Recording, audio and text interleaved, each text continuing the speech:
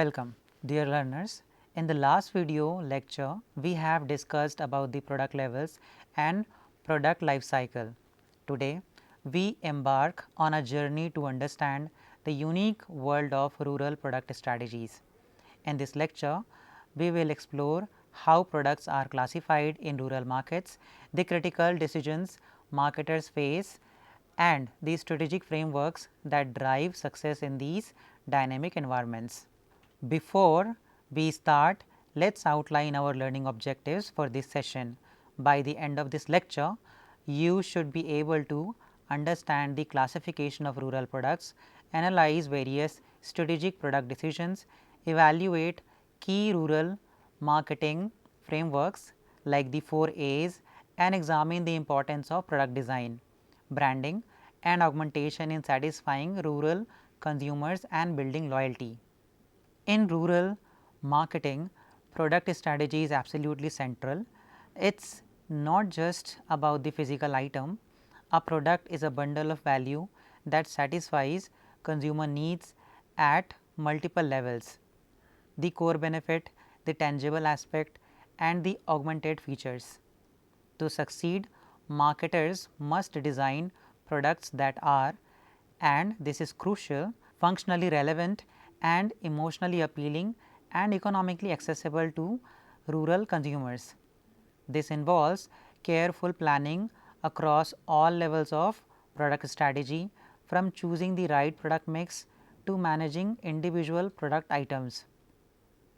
We must also deeply consider the 4 A's: availability, affordability, awareness, acceptability, which are vital in rural settings. Understanding consumer preferences, penetration trends, emotional cues for quality, demand for features, packaging expectations, and branding perceptions is essential. Furthermore, product augmentation through added services and support plays a significant role in creating differentiation and enhancing customer satisfaction. Ultimately, a well structured product strategy aligns with the rural consumers' lifestyle and purchasing power, ensuring long term success. Now, let us look at how rural products are broadly categorized. Understanding this classification helps in tailoring marketing strategies effectively. There are 4 main segments: fast moving consumer goods, FMCGs, consumer durables, services, and agricultural goods. Each of these categories has distinct characteristics and requires a unique approach in the rural context. First, let us discuss fast moving consumer goods or FMCGs.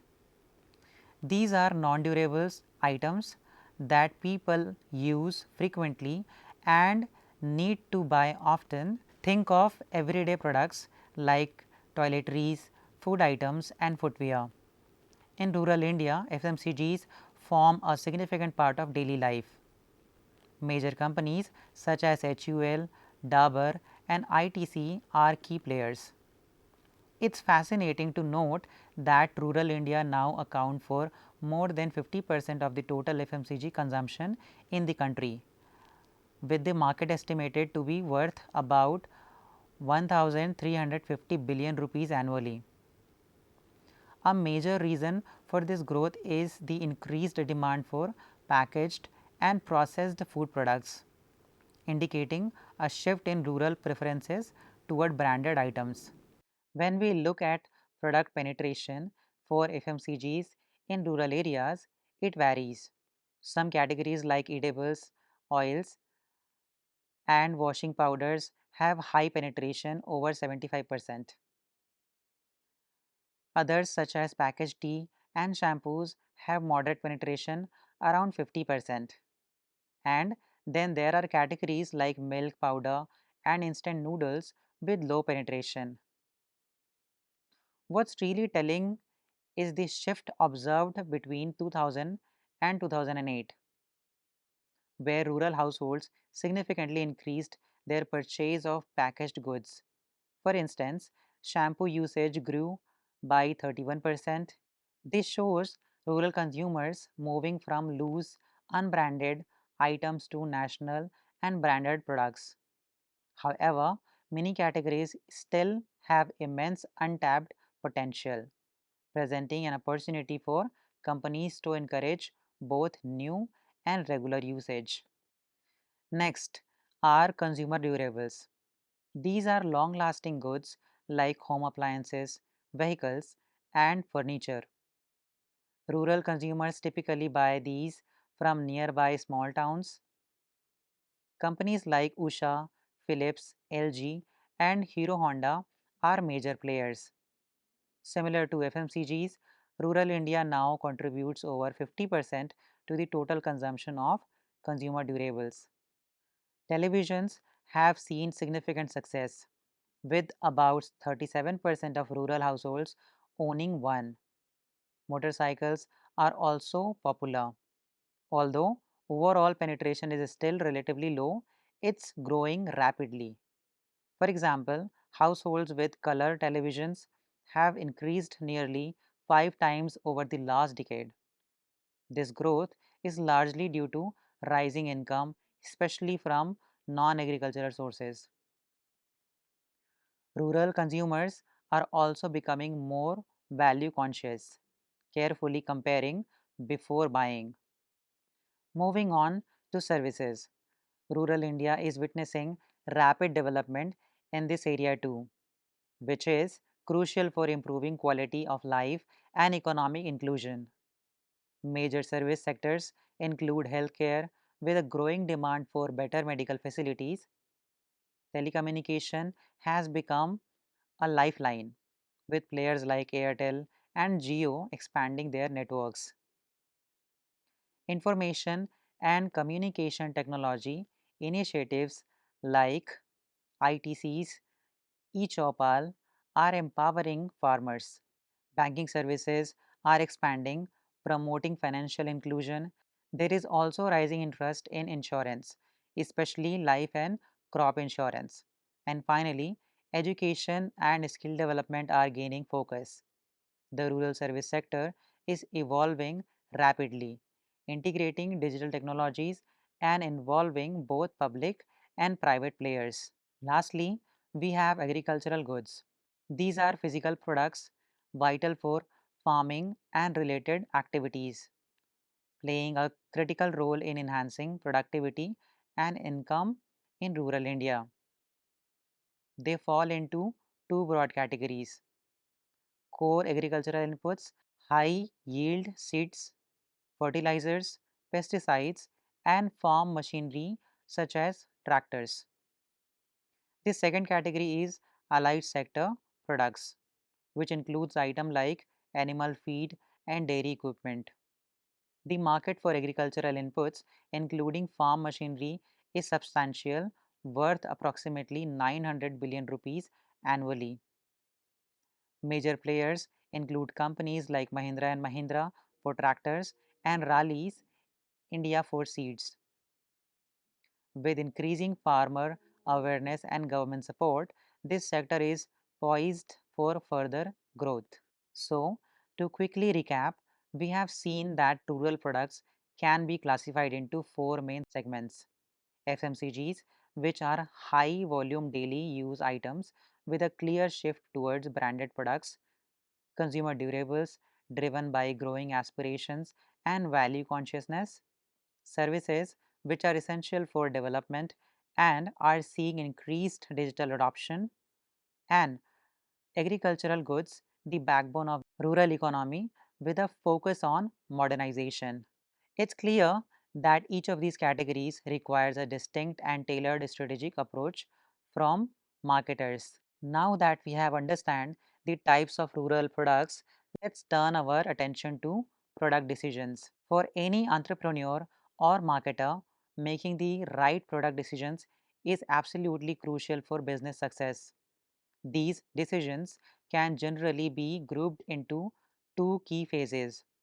First, the entry decision, which is about how to start the business, and second, the growth decision, focusing on how to increase sales and profits once the business is established. When considering the entry decision, several important questions need to be addressed to lay a solid foundation. Marketers must ask, what product and market should we choose? Should the focus be on FMCGs, durables, or services? Which consumer segment are we targeting? Then, what type of product should be offered? An existing product that's already popular, or an innovative one meeting unmet needs? Crucially, what will be the price and quality strategy? Will it be a premium offering or a value for money option? And finally, what product range should be offered initially? A single product or a line of products to appeal to different needs? These are foundational decisions. Once a business is launched, the focus shifts to the growth decision: how to grow sustainably and increase sales and profits. Key questions here include: how can we boost products usage and reach more consumers? This might involve adjusting product quality, pricing, or promotion, often considering the different stages of product life cycle. Another critical question is, how do we stay ahead of competitors? Growth can be sustained by creating a competitive advantage through several means. Innovation is key, improving existing products or developing new ones. Diversification, which means expanding into related or even unrelated products, is another strategy. And then there are integration strategies such as backward integration, where a company controls its input supply, or forward integration, where it moves closer to the consumer, perhaps by opening its own retail outlets. Careful consideration of these strategies is vital for long term success. Product strategy isn't monolithic, it involves making key decisions at different levels. These levels help a company manage its offerings effectively and respond to market needs. There are three primary levels we need to understand: the product mix levels, and the product line level, and the product item level. Let's explore each of these. At the highest level, we have the product mix, also known as the product assortment. This refers to the entire range of products that a company offers across all its categories. A classic example is Hindustan Unilever Limited, which has a diverse product mix including personal care, food and beverages, home care products, and even water purifiers. A common strategy at this level is width extension, which involves adding new product lines to enter new markets or customer segments. This is essentially a diversification strategy and can be either related diversification, like a soap brand adding skincare products, or unrelated diversification, such as an FMCG brand entering the financial services sector. A broad product mix helps companies reduce business risk and reach more consumers. Next is the product line level. A product line is a group of related products that serve a similar function, are sold to the same customer segment, and are distributed through the same channels. They usually share similar branding and pricing. For instance, HUL's personal care product line includes different shampoo brands like Dove, Clinic Plus, and Sunsilk, each targeting different segments. A key strategy here is length extension, which means expanding the number of items in a line. This can be an upward extension by introducing higher end version, a downward extension by launching budget friendly variants, or a two-way extension offering both. We also see brand or line extension. where a popular brand name is used to launch new products within the same line. Sometimes company also undertake line pruning, which means removing underperforming products to improve efficiency. Finally, we have the product item level. This is the most specific unit in the product hierarchy. It refers to an individual version of a product that is distinct in the terms of features like size, flavor, packaging, color, and price. For example, a 200 ml Dove shampoo for dry hair is one product item, while a 100 ml Dove shampoo for oily hair is a different product item, even though they belong to the same product line. The strategy often employed here is depth extension, which involves introducing new product variants under the same product line. Think of multiple flavors of toothpaste or a detergent in different fragrances and pack sizes. This increases consumer choices and can help brand dominate shelf space. But it also demands efficient supply chain management. Dear learners, here we shall be taking a pause on the video lecture of rural product strategies, and in the next video lecture we will continue the second part of rural product strategies. Thank you so much for listening.